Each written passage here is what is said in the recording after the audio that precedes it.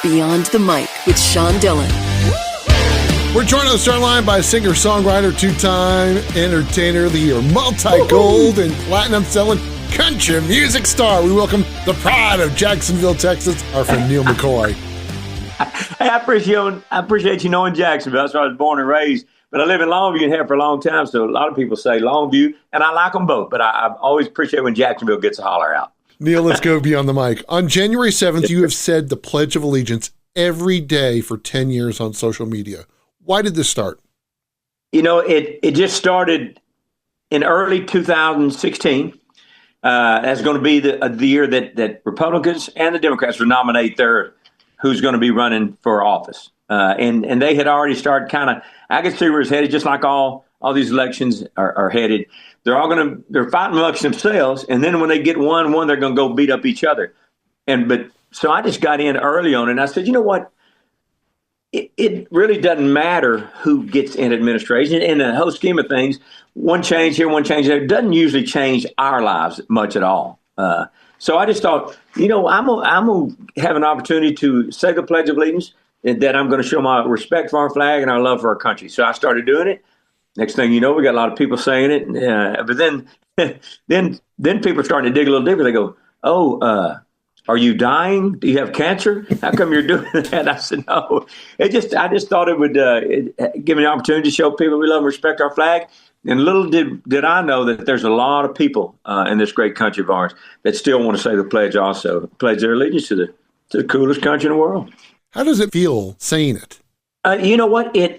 I'd always been a guy that was pretty patriotic by raising. My mother's from the Philippines. My father had met her in the service. And so I always understood the July the 4th and what Christmas was about. I was that kind of kid. And so when I started saying, I remembered back in the younger days, elementary school, at least down in Texas, a lot of it, the teachers would almost choose a new person every day to go out and raise it. And then they choose a different person, another kid, to come down and take it off the flag that day. So that was always cool. So when I started doing it and people were starting to catch on to it, they were going, hey, I'd love to say it with you, Neal, but I just don't know that I remembered. I said, I promise you, it's like riding a bicycle. You just say it one time and you'll be right there with it. It's 12 seconds. You've partnered with Allied Flags for the Neal McCoy limited edition flag. How did this idea come together? They make about 5,000 flags a day out of Kansas City, all American made and made extra tough and just a great quality United States of America flag. Somebody had found out about them. They knew about my Pledge of Allegiance to the flag every day. And they just got us in touch with each other. And we kind of ended up standing for the same thing, saying stuff about, and we just thought, well, it'd be a great relationship or partnership. And it has been. They have provided me with flags around at my little ranch and my house. And so I've had the opportunity to talk up about that to some of the people that follow us every day. And they said, well, where do we get that? How can we get a flag? And I said, well, you can go to alliedflag.com or nealmccoy.com. Now, I would recommend nealmccoy.com because I'm going to sign those collectible boxes if you buy it from us. But Allied still, they'll take care of you. I promise. You've been on many USO tours around the world. Yes, sir. Why is entertaining our troops so important for you? Well, I know my dad was overseas. He got out of Texas A&M in 1952 and had his diploma and his draft papers about the same time. He's supposed to go to Korea and found like a lot of great men were doing. And I was always a big fan of the Bob Hope USO shows and those thanks for the memories of candlelight and wine, castles on the Rhine. I just thought that was so great to me because I loved seeing those old takes from Bob Hope and watching the joy on the people that were helping take care of our country out there amongst the world. And I would see they would bring in the beautiful girls and the way those guys would almost be so silly over them. And I just thought Wayne Newton had kind of taken over the baton from Bob Hope to become the new director of the USO and bring those two. And he reached out to me early in 2001. And I've done 17 USO tours all over the world in the last 23, 24 years. And it's just something I appreciate. My dad was one of those service guys that would have been in the audience and having the people bring them talent from home was a big deal. So I always thought, man, if I ever get that opportunity, although I never served, a lot of people would say that, well, you are serving, you're serving in just a whole different way. When you go over and thank those troops and stuff and hug their necks and shake their hands and perform in front of them, you're doing the best you can do of your obligation to commit to the country. And I said, that's right. So I should feel better about it. And I did. I now, because people, if I run into people that I saw in Afghanistan or Iraq or any of the different countries around the world, they'll say, man, we can't thank you enough for taking the time to come over here. And I said, boy, you don't have any idea how much it changed our emotions about what you guys and girls do day in and day out, some of you. And you'd go again in a heartbeat? Yes, sir. A heartbeat. Wouldn't take that long. Neal McCoy joined us to be on the mic. Time for the Rockin' 8 random questions, Neal. Just trust your first instinct. There's no pressure.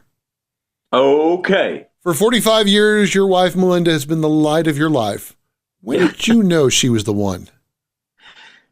You know, I don't know. I know it's a quick question. I know sometimes you don't exactly know. You got a hunch, but then if you get into it and you stay longer, then you kind of do figure out, you know what, she was the right one. And I probably would have screwed that up if I wouldn't have realized it a little earlier than I did. But again, 45 years, some people ask me, you know, how do you keep a relationship, or how did the kids? I said, all the congratulations should go, and all the support could go to the spouse of the artist, because I promise you, we're gone a lot of times and they're having to handle all that stuff. So 45 years, and yet we're still married, still going. Not bad for an old country guy. Once you've reached a goal, what's the first thing you do? Do you celebrate it, or do you set a new goal? You know, it depends on what you set that goal in. But from a music standpoint, and I'm in the music business, I think you definitely celebrate it. But then again, I think you move the goal. I think you scoot the goalpost back, and I think you continue to do that. And some people were going to, you know, some people disagree with that. But if you make a touchdown and you did it, you got there, and you're still happy, set another goal. And we have continued to do that. But I think by doing those USO tours that you mentioned a while ago, that was a goal I never knew that I would have an opportunity to reach. But now, and people also will say to me, what's the best shows you've ever done, the ones that mean the most? And I tell them, anytime I've been across the world and entertaining our troops, even if we don't get a chance to sing, but you shake hands and hug necks, I think then that's all. I remember all those USO shows. There's some great shows we've done, but none of them, I think, fill my heart as much as the USO tour. You've toured all around the world. Where is the most underappreciated place to play? Wow. Well, in my growing up, people would say, man, don't play your hometown, because everybody knows you. Nobody cares because you're not special to them. And so you would think I would say my hometown, but that is not the truth. Everybody from Jacksonville and Longview, most of them love me and pull for me. So what? I can tell you the worst show we ever had. This is my personal opinion. It was before I had any hits. It was in Sarepta, Louisiana, where Trace Atkins is from. We played a little small club, and we sat up in a little small corner, just a tiny honky tonk.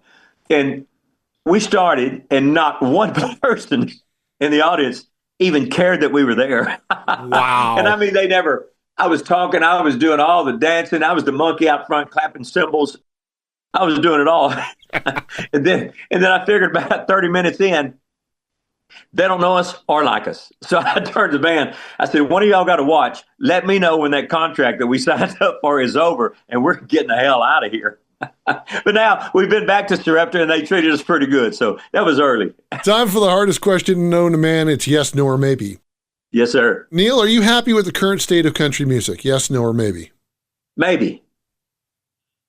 I do understand it's not what we did in the 90s, but also, you're a maybe? I'm a maybe. Okay, me too. Because I can tell you, people, when they interview me, expect me to hate the new country.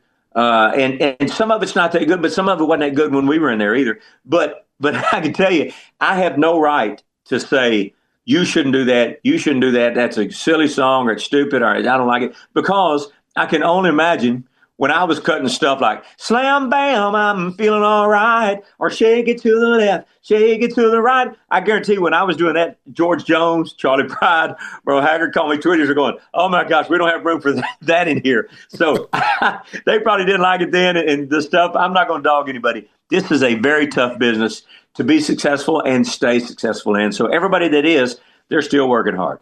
Favorite thing about the rain? Oh, about the rain.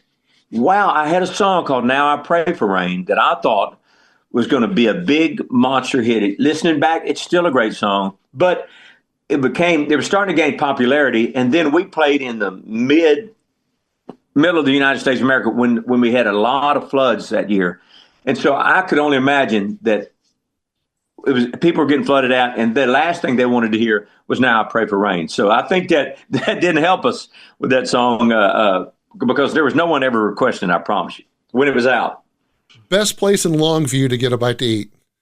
Man, there's a lot of good ones, and I am a Papacitas for Mexican food, Juicy's for hamburgers, and I think that's all there is really. Italian.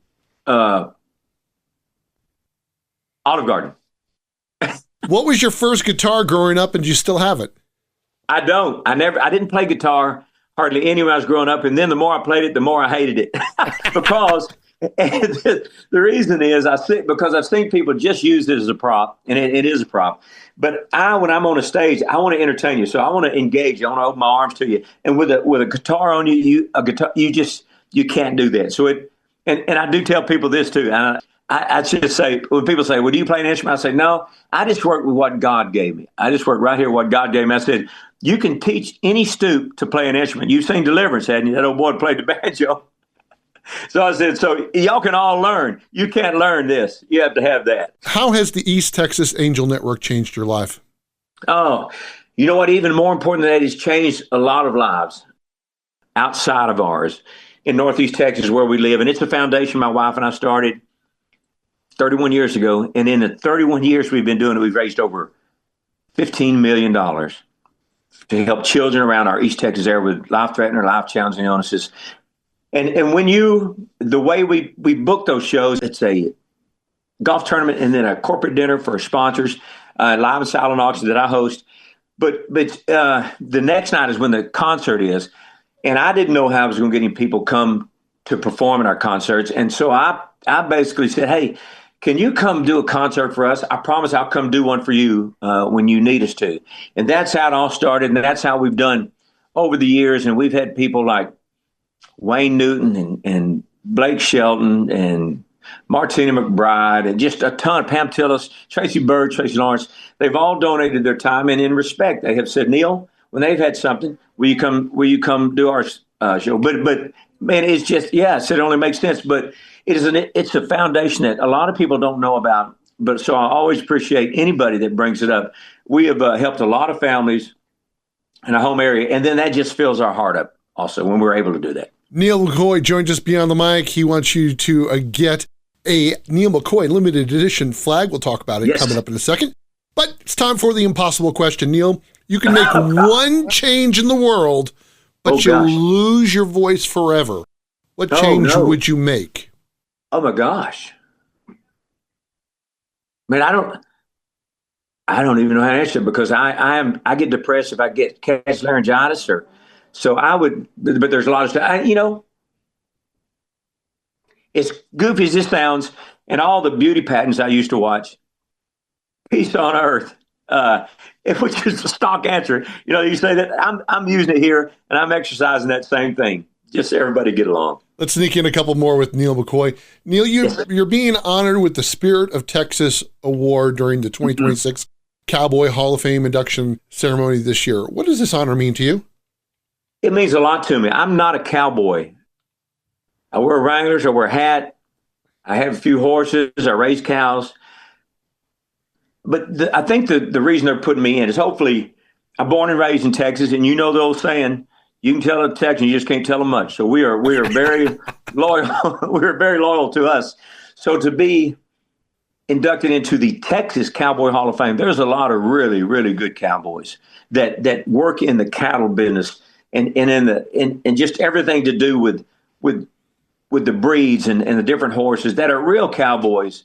But I don't know. I think I am on display sometimes to honor those people and to show the spirit of our wonderful state. I think that's why they've chosen me to do that, because we want to show you that you just I'm proud to be a Texan, and once you once you're born and raised there, it's all you know. So my spirit, I think, does come to me from up above, but he's put me in a spot to where I can share that with a lot of people, and that just happens to be Texans first, and then the rest of you. Patriotism rose after 9/11, after it had been fading for a while. Mm-hmm. Why is it important for people to be, in the words of fellow artist Lee Greenwood, proud to be an American today? I think if everybody will just relax and quit hating each other so much on both sides, then you'll really figure out why it's so great. It used to be that way. And I think patriotism came, like you mentioned, was upheld so strong after 9/11 because somebody attacked the United States. They didn't just attack one side of the United States. They attacked the United States, and we came together. As sad as this is to say, if we had another attack like that, we would all be right back together again. So I think if people will just relax, it's checks and balances. The administrations are checks and balances. You'll load up here, and you'll say in 4 years we get an opportunity to move it back here or whatever. So just relax, understand. At least this is my philosophy on it. That when something changes or something does this, something that in reality, it doesn't affect me much at all. I'm going to do what I'm going to do. This is how I live. I'm not going to live outside my means. So I'm going to still be able to provide for my family and do what I can. So when something gets you up in a roar, just think, what am I roaring about? That's not going to bother me. It may bother somebody, but it's not bothering me or my kids. So just relax a little, I think. Is there something from home that when you were touring that you had to have on the road other than your wife? Well, yeah, and I would even give her up now for the grandkids. Don't play that in Texas. Don't play that. You're going to get in trouble. I don't know what it'd be. Maybe my favorite food or favorite Pizza King. What country music personality doesn't get the respect you thought they deserve? I think I'm one, and I don't mean that cocky wise. I just think we still. But I know the lane I'm in. I do know that, and I am so happy to be in the lane I am and be comfortable where I am. I'm not trying to garner attention like some of the big stars are doing. I feel great where I am. But I think I wish I'd have been younger when I had my hits because I'm a lot clever and wittier and much cuter than Blake Shelton. He would have never. He wouldn't have had a chance if I was his age. How do you see country music right now, and who gives you hope for the future of the genre? Man, I love the Kojos. Cody Johnson, I think he does a great job. And Jelly Roll, I like Jelly Roll. I think some of these guys are getting shot up so fast that they will be shot down just as fast because what the kids are doing, and this is just my take on it. I think the younger kids, they all want to find the next act. They don't want to follow. So if somebody comes to them and says, "Hey man, have you heard Cody Johnson?" "Yeah, but you know who I like? That Aaron Watson." I don't know, but so everybody's got their own person.